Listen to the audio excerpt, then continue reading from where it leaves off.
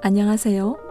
오늘 르네상스인에서 소개할 책은 프랑스 철학자이자 작가인 로랑스 드빌레르의 저서 모든 삶은 흐른다입니다. 바다를 통해서 인생을 사유하는 철학적 에세이인데요. 바다를 하나의 존재론적 은유로 삼아서 삶과 변화, 주체성과 유동성에 대해 묻는 철학적 성찰의 기록입니다. 우리는 살아가면서 변하지 않는 것에 대한 동경을 품으면서도 또 동시에 변화에 대한 두려움을 느끼기도 하죠. 하지만 드빌레르는 변화를 두려워하기보다는 그 흐름을 받아들이고 함께 흘러가는 법을 배워야 한다고 이야기합니다. 마치 바다가 끊임없이 움직이며 파도를 일으키듯 우리의 삶도 고정된 형태가 아니라 지속적인 변화 속에서 재구성되고 그 과정에서 새로운 자신을 발견한다는 거죠. 오늘은 이 책을 바탕으로 삶의 유동성과 음악의 흐름을 함께 생각해 볼까요?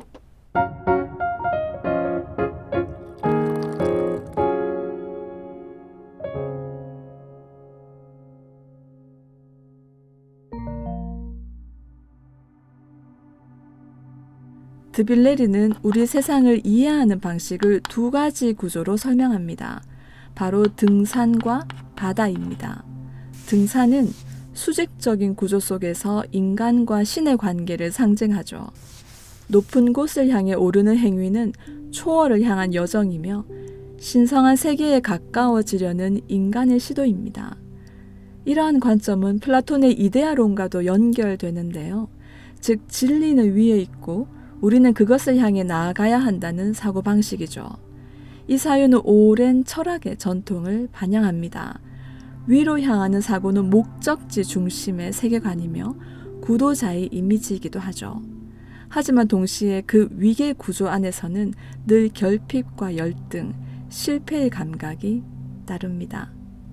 정상에 도달하기 위해서는 끊임없는 노력과 인내가 필요하고 그 끝에서 깨달음을 얻는다는 믿음이 우리를 계속 산으로 이끕니다.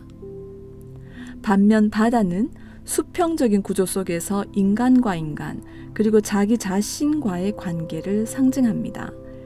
등산이 목표를 향한 과정이라면 바다는 경계를 알 수 없는 자유로운 흐름을 의미합니다.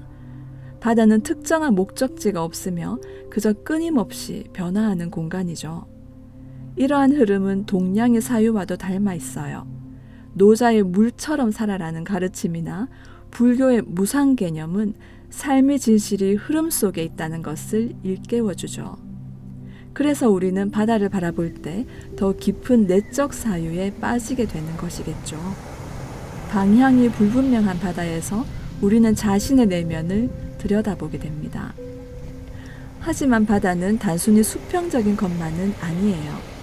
멀리서 보면 평온하고 잔잔하지만 가까이 다가가면 깊고 강렬한 수직적 힘이 도사리고 있어요. 깊은 해저에서는 우리가 알지 못하는 세계가 펼쳐져 있고 표면은 고요해 보이지만 그 아래에서는 거대한 해류가 끊임없이 소용돌이칩니다. 이처럼 바다는 겹쳐진 존재의 층위를 보여줍니다. 표면과 심연, 밝음과 어두움, 평온과 격렬함이 공존합니다. 마치 인간의 의식과 무의식이 교차하는 지점처럼요. 드빌레르는 이 지점을 이해하는 것이 삶을 살아가는 핵심적인 요소라고 말하고 있습니다. 우리가 세상을 바라보는 방식은 이처럼 두 가지입니다. 등산은 고정된 목표를 향한 노력의 상징이고 바다는 유동성과 끊임없는 변화의 상징입니다. 우리는 이 두 가지 방식 속에서 매 순간 균형을 찾으며 살아가는 것이겠죠. 한쪽은 집중과 몰입, 다른 한쪽은 수용과 유연함. 음악에서도 이런 이중 구조는 자주 등장합니다. 리듬과 프레이징, 구조와 즉흥성이 공존할 때 우리는 예술 안에서 살아있는 시간을 경험하게 되죠. 이제 바다의 숨결을 한번 느껴볼까요? 케니 주의 오션 브리즈. 이 노래는 바닷바람처럼 부드럽고 자유로운 흐름을 색소폰 선율로 표현한 곡입니다. 음악 속에서 잔잔한 파도가 밀려왔다가 멀어지는 모습을 한번 상상해 보세요. 이 곡은 선율이 또렷하게 말하지 않으면서도 마치 숨결처럼 부드럽게 우리 곁을 스쳐갑니다. 특히 중음역에서 시작해 점차 고음으로 흐르는 색소폰 라인은 하루 중 빛의 흐름 혹은 감정의 미묘한 굴곡을 닮아있죠. 리듬은 매우 단순하고 느슨하지만 그 속에 담긴 유지된 긴장이 곡을 떠받치고 있죠. 음표들 사이의 간격, 쉼표의 타이밍, 그리고 호흡이 스며든 듯한 연주의 결은 바람이 피부에 닿을 때의 감각과 매우 유사합니다. 배경을 채우는 잔잔한 싱스트링과 부드러운 기타 배음은 마치 수면 아래 흐르는 조용한 해류처럼 음악에 안정감을 주고 청취자를 현실에서 잠시 떠나보내는 사운드의 바다를 열어줍니다. 아래의 고정 댓글에서 케니주의 오션 브리즈 한번 들어보세요. 드빌레르는 바다를 단순한 하나의 대상으로 보지 말아야 한다고 강조합니다.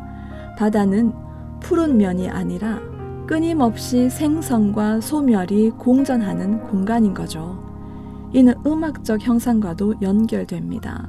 드뷔시가 멜로디 대신 색채와 질감, 선율의 미세한 변화로 음악을 구상한 것처럼 드빌레르는 삶 또한 음표가 아닌 여백과 변화의 뉘앙스 속에 깃든다고 보고 있어요.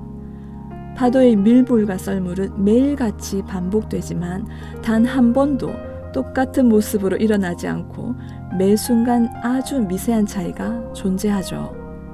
이와 같은 바다의 끊임없는 변화를 가장 아름답게 표현한 곡이 있습니다. 바로 드뷔시의 교향적 스케치 바다입니다. 그중 오늘 들려드릴 2악장 파도의 장난은 바다가 빚어내는 역동적인 흐름을 아주 잘 묘사한 곡이죠. 드뷔시는 왜 바다를 음악으로 표현했을까요? 그는 바다가 가진 끊임없는 변주와 예측할 수 없는 움직임을 음악적으로 형상화하려 했습니다. 일반적인 관현악 작품과는 달리 이 곡에서는 반복되는 멜로디 없이 끝없이 변화하는 선율들이 등장합니다. 마치 바다가 아침에서 낮 그리고 저녁으로 변화하는 모습을 섬세하게 포착하고 있는 것처럼요. 특히 2악장 파도의 장난은 제목처럼 햇빛을 받아 반짝이는 파도 그리고 아주 자유롭게 춤추는 물결을 연상케 하는데요. 음악 속에서 때로는 잔잔하고 부드럽다가 어느 순간 예기치 않은 변화가 몰아치는 바다의 모습도 만나게 됩니다.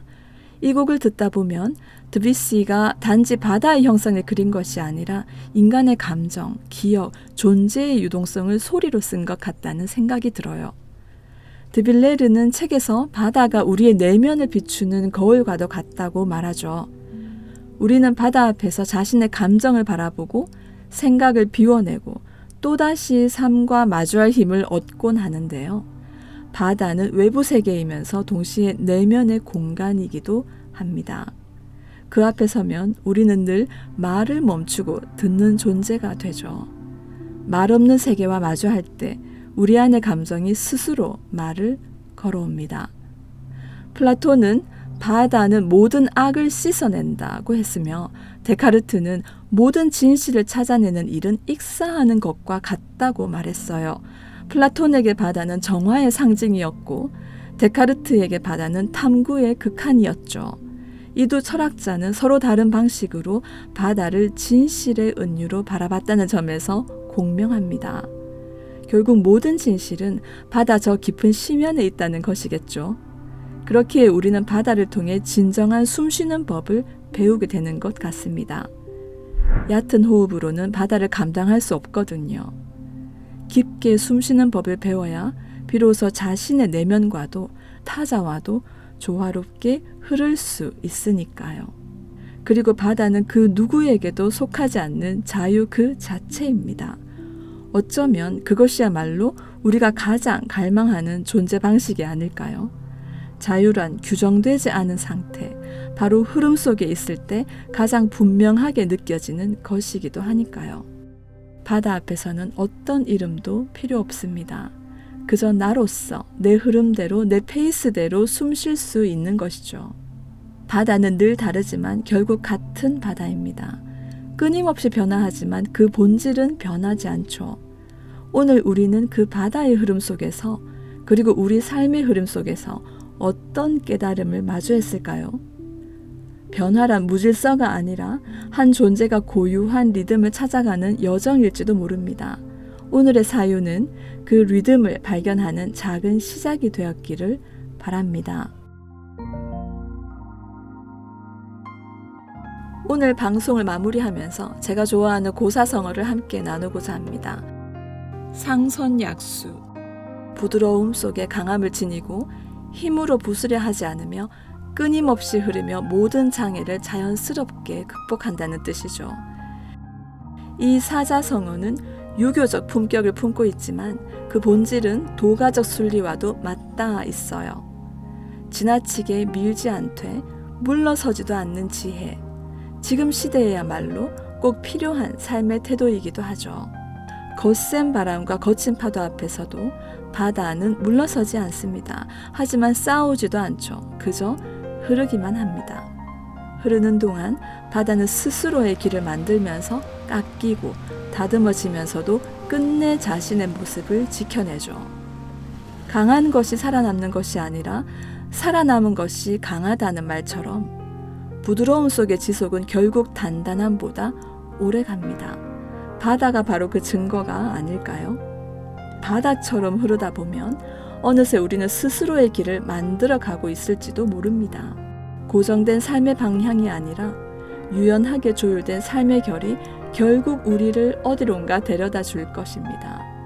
매일의 삶의 흐름 속에서 유연하면서도 단단한 내면의 힘을 지켜나갈 수 있기를 바랍니다.